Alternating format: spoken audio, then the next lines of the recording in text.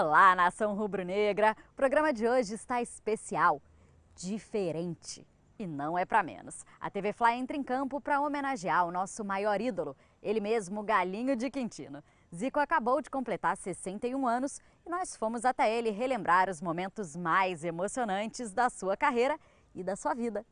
Um abraço aí, Galinho. Toda a felicidade do mundo aí, que você continue sendo especial. A torcida do Flamengo te ama. Grande Galinho, estamos aí sempre. Muito obrigado pelo grande título mundial e a Libertadores de 81. Zico, eu te amo. Aí, Zico, um abraço pra você e nós rubro-negros aí. Estamos sempre por você, cara. A nação sempre agradecida, você é o nosso maior ídolo. E a gente sem você não é nada, cara. A gente sempre precisa de você. Valeu? É nóis. Zico, sou sua fã, você é maravilhoso. Desde criancinha eu fui no Maracanã, então o que acontece? Você é o nosso ídolo da torcida, você é tudão. Um beijo. Zico é o maior exemplo do Flamengo. Continue sempre assim, mais 30, 50 anos. Eu te amo, Flamengo, eu te amo, Zico. Te amo, tá, Zico? Valeu.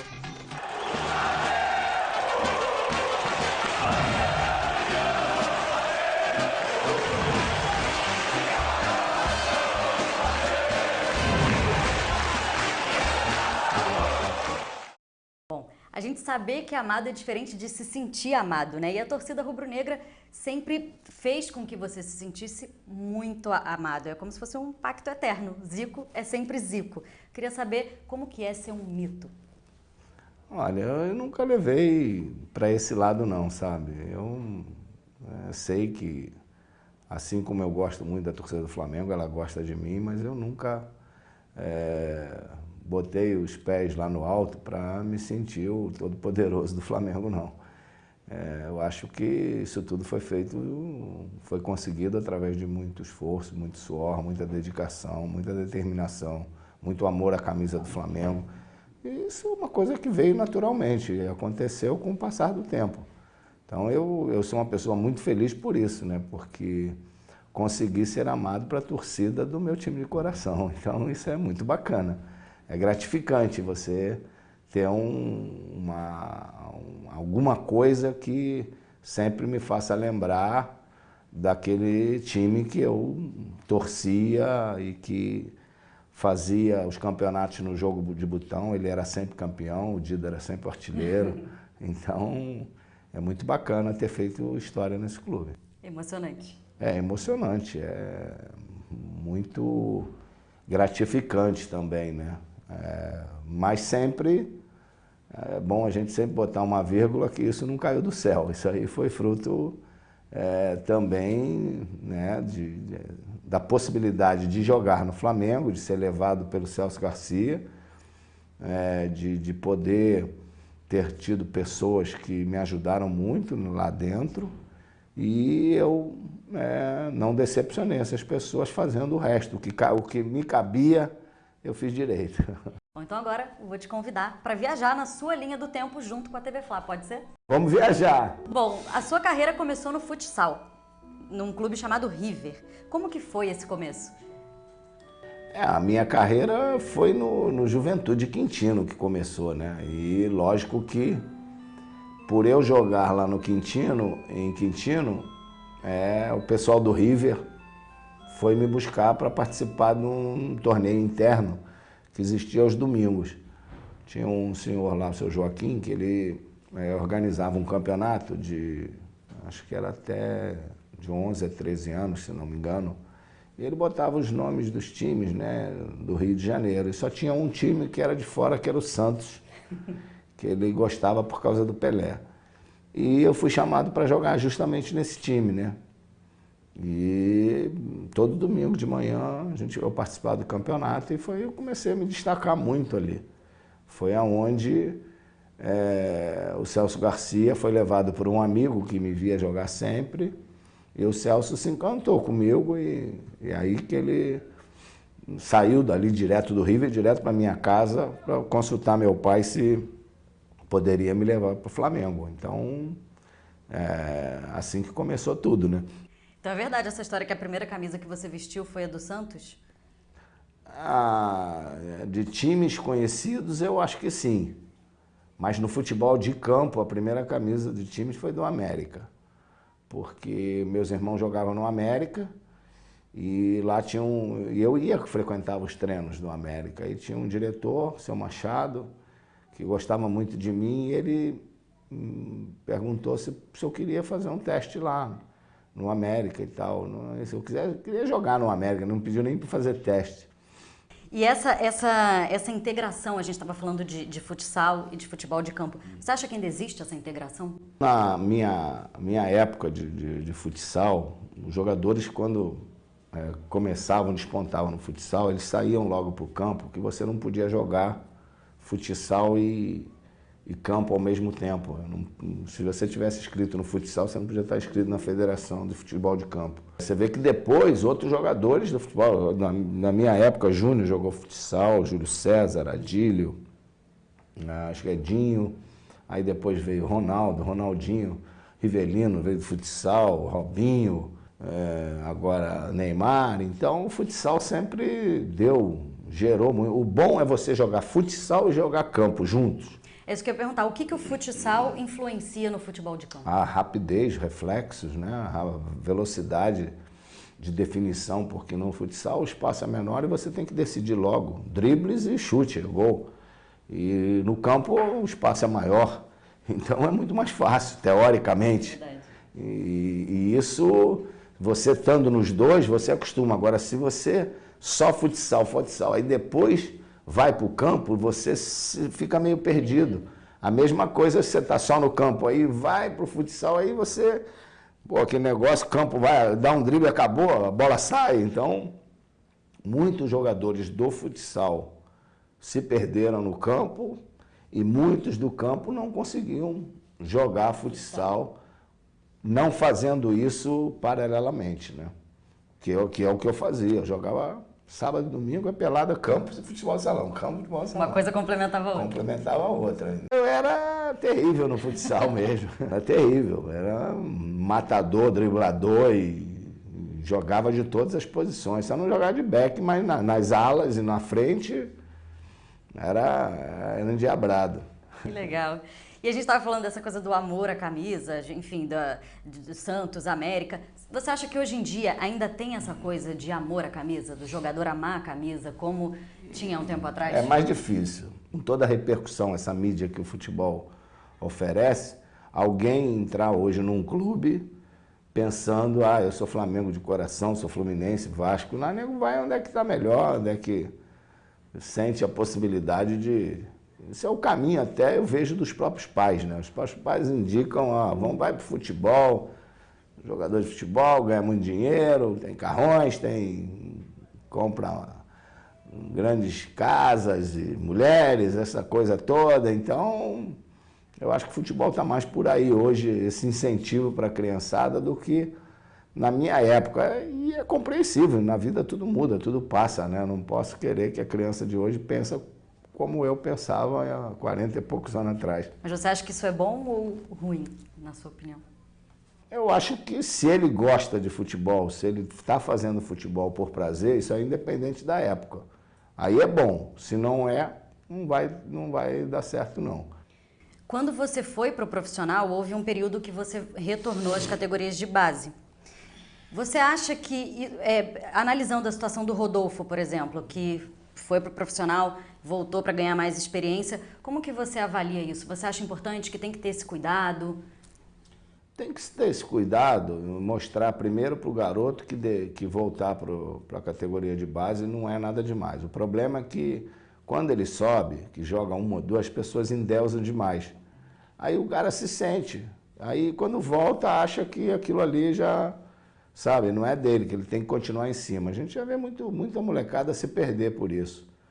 Então, a primeira coisa, quando eu voltei, foi perguntar para a direção do Flamengo, se o treinador, se eles estavam felizes com a minha volta para lá. Não era eu que estava feliz, não. Eu queria era jogar.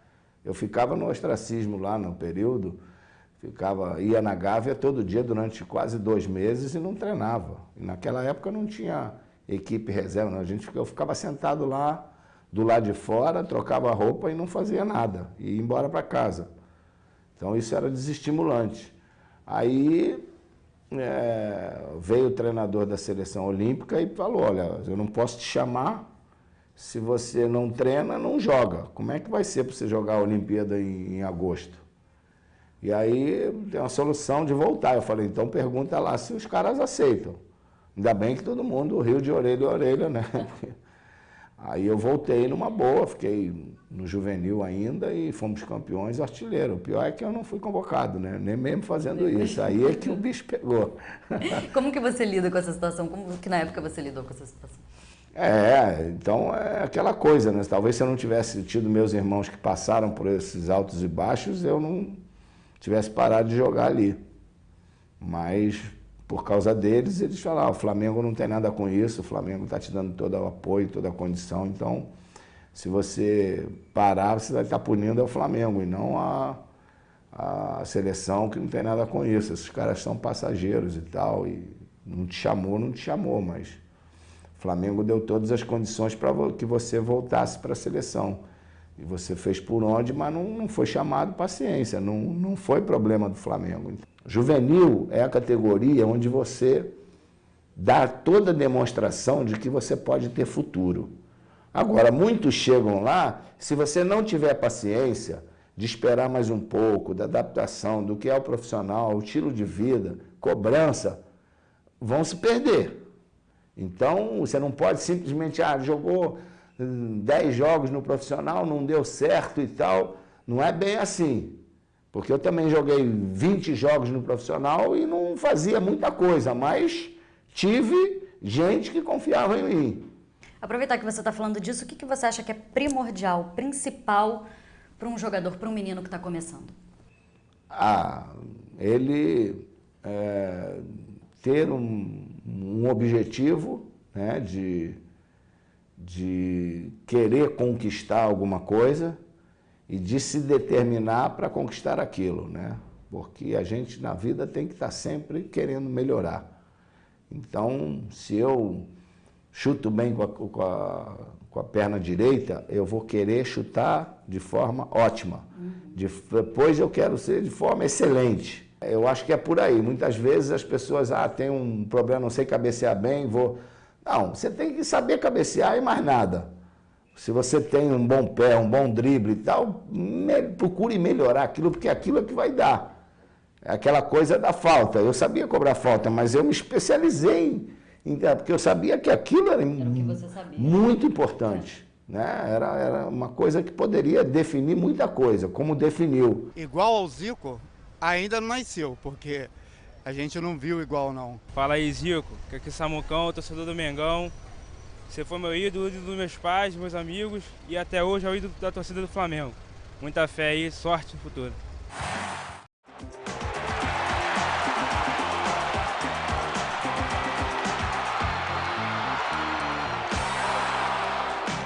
Zico, você foi o maior jogador da história do Flamengo e sempre vai ser, vai estar eterno nos nossos corações e na nossa mente. Galo, sou seu fã incondicional. Trabalhamos juntos quando você chegou na Gávea. Você é e será sempre o nosso eterno ídolo. Desejamos tudo de bom para você, que você continue nos prestigiando, continue fazendo as suas escolhas e que nunca nos abandone. Fala aí, Zico, grande abraço aí, ó, da torcida rubro-negra aí, entendeu? Sansão, muito obrigado pelos títulos aí em 81, Libertadores, entendeu? A torcida rubro-negra tá junto, te ama, tamo junto nessa guerra aí, valeu? Um abraço.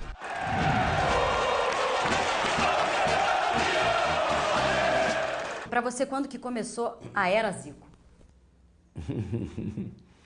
A Era Zico, eu acho que, sem dúvida, foi a época de 78 em diante, né? Até 83, que foi o ano que foram os anos que o Flamengo conquistou todos os títulos importantes e conquistou mais títulos do que o Flamengo havia conquistado em toda a sua história. Então, lógico que aquele período ali foi um período que eu estava muito bem, período que eu estava no melhor da minha forma e as coisas dando certo, o time do Flamengo também. Então, sem dúvida que 78, 79, 80, 81, 82, 83 foram anos marcantes, né? O Mundial foi aí o grande auge dessa Era Zico. O seu futebol foi considerado o melhor do mundo. Como que você via isso na época? Você tinha essa noção de que o seu futebol era diferente? Tinha noção, lógico que tinha noção, mas a gente não, quando você está jogando, não está muito preocupado com isso, não. Muita gente hoje diz que eu deveria me preocupar com isso mesmo, porque hoje a gente vê essa preocupação, né, de muitos jogadores em querer ser o melhor, em estar preocupado em ser o melhor. Eu acho que eu sempre joguei para o time, eu sempre joguei coletivamente, nunca me destaquei individualmente, que eu tinha qualidade, mas nunca joguei para mim.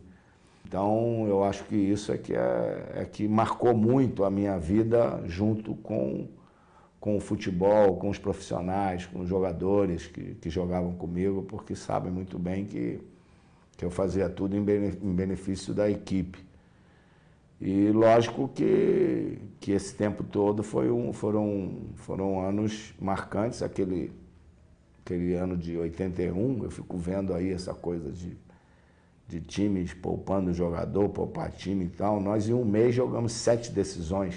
O que você acha disso de poupar jogador? Sou totalmente contra, respeito a opinião dos técnicos que estão aí no dia a dia trabalhando, mas a gente jogar domingo, terça, quinta, domingo, o problema é você descansar. Você não vem dizer que hoje corre mais do que na época corria, não é. O que acontece é que o jogador de futebol, nossa, a gente sabia o quanto era importante, os jogos eram importantes, então a gente saía do jogo e ia descansar. O Francalassi instituiu o famoso pijama training, então a gente era dormir e jogar, nem treinava, era só jogava. O jogador prefere muito mais jogar do que treinar.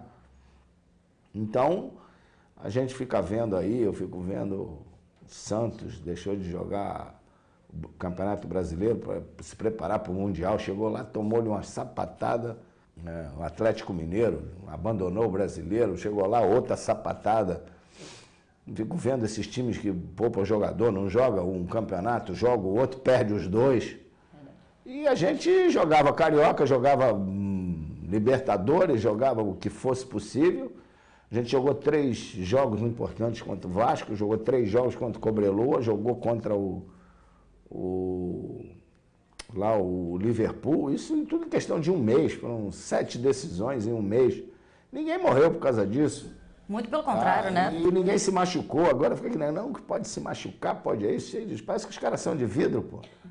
Entendeu? Então, aí não dá, não ganha conjunto, não ganha. A gente sabia jogar de olho fechado, por quê? Porque está toda hora em campo. Queria que você fizesse uma breve avaliação do time do Flamengo no momento, pode ser? Hoje você não tem um time do Flamengo escalado, como já tinha mesmo no ano passado, na Copa do Brasil, que você já sabia quem ia jogar. Mas esse ano o Flamengo ainda tem muitas dúvidas, muitos jogadores novos chegando, então é até certo ponto compreensível que o Flamengo ainda não tenha esse time confirmado. Então, acho que ainda é muito cedo para fazer qualquer tipo de avaliação, mas está disputando uma competição importantíssima que é a Libertadores, não pode bobear, não. Em 1984, você acabou deixando o Flamengo depois da conquista do Brasileiro para ir para o Udinese. Você acha que hoje em dia o jogador já começa a carreira pensando em jogar lá fora? Sem dúvida, ele não pensa em jogar aqui, ele quando vai para um time daqui, ele já pensa, eu vou daqui para fazer uma ponte para ir para a Espanha, para a Inglaterra, para a Itália e tal. E na nossa época não dá nem para pensar, porque o mercado era fechado também, né? Só foi abrir nos anos 80, né? Ele abriu bem antes de eu jogar, depois fechou e só foi abrir quando eu já estava quase parando. Em 1985 aconteceu talvez o maior drama da sua carreira, que foi a lesão no joelho. O que você sentiu naquele momento? Não só a tristeza, mas uma interrogação de uma coisa que eu não gostaria que fosse parar de jogar por causa de uma contusão. Uma coisa que eu sempre pedi a Deus foi isso, para que o momento que eu parasse foi por não querer mais jogar bola, mesmo não por um problema como esse, né, de saúde, que me impedisse de fazer uma das coisas que eu gostava, que era jogar bola. No momento, não dá mais para ser profissional, não estou aguentando mais, perdi o prazer. E foi assim que eu parei, quando eu perdi o prazer de treinar. Eu tinha muita alegria, eu ia para o Flamengo satisfeito, eu treinava, sempre treinei com bom humor, com satisfação. Quando eu perdi isso, que eu comecei a me machucar, ter lesões musculares, aí agora está na hora de parar, que eu perdi o prazer de treinar. Quando você começou a jogar bola ou no meio da sua carreira, você já pensou que podia ser um treinador? Você já pensava nisso? Não, eu sempre dei entrevista, você pegar a entrevista dizendo que eu nunca seria treinador. Depois eu andei parando com a palavra nunca por causa disso. Queimei minha língua e foi graças ao Japão que eu me tornei treinador, senão não teria me tornado, não. Foi um pedido de um clube que me ofereceu todas as circunstâncias para que eu pudesse desenvolver um trabalho. E no momento de dificuldade do clube, eu assumi durante 6 meses, 99, o time estava entre os últimos, estava para cair, e a gente tinha 5 jogos no mês.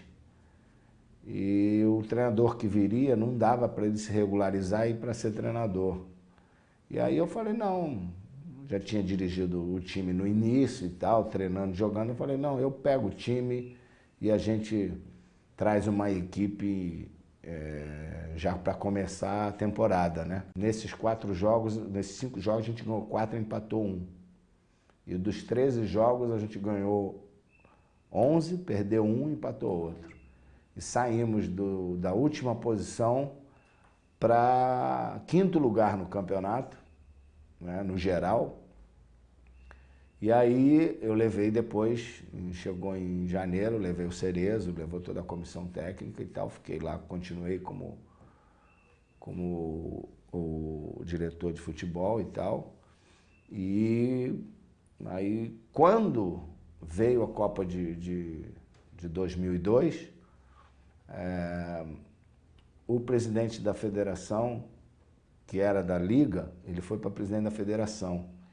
E aí ele disse que o treinador que ele queria na seleção seria um cara que pudesse ensinar o jogador japonês e não ser um treinador da seleção do Japão. Ele queria ser um professor. E o único nome que ele achava que conhecia o japonês, que poderia fazer ou desenvolver a seleção japonesa, os jogadores de outros clubes, seria eu. E aí o presidente do Kashima veio falar comigo, para nós é muito importante que você seja treinador, você fez todo esse trabalho aqui. O Kashima nunca teve um treinador na seleção, a cidade está toda, então é um pedido que a gente faz. E aí eu aceitei. Graças a Deus correu tudo bem, eu fiquei 4 anos até a Copa.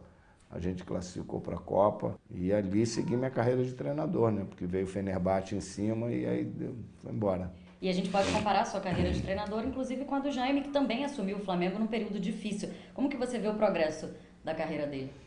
Eu acho que ele tem bagagem suficiente, porque já foi treinador. O primeiro treinador dele foi aqui com a gente, né? Foi campeão da 3ª divisão com o CFZ do Rio. E trabalhou com grandes treinadores, né? E ficou muito tempo com o Vanderlei Luxemburgo, né? Então é de uma escola da gente, né? De formação do Jobert.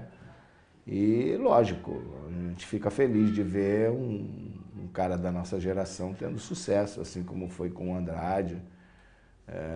E é bacana. E agora está tendo uma oportunidade para realmente seguir em frente. Tomara que ele tenha muito sucesso. A gente está sempre torcendo por ele. Legal.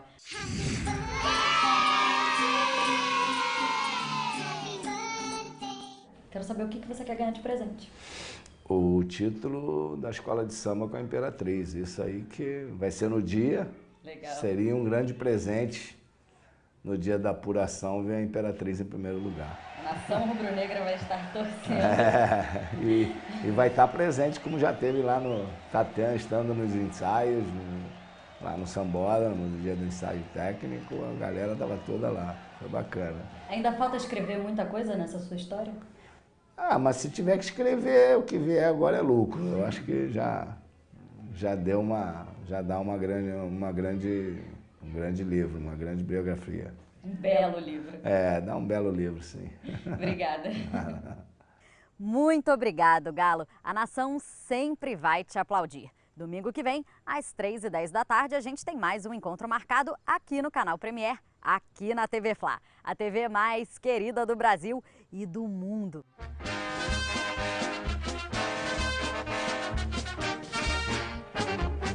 Uma vez Flamengo, sempre Flamengo, Flamengo sempre eu hei de ser. É o meu maior prazer vê-lo brilhar, seja na terra, seja no mar. Vencer, vencer, vencer. Uma vez Flamengo, Flamengo até morrer.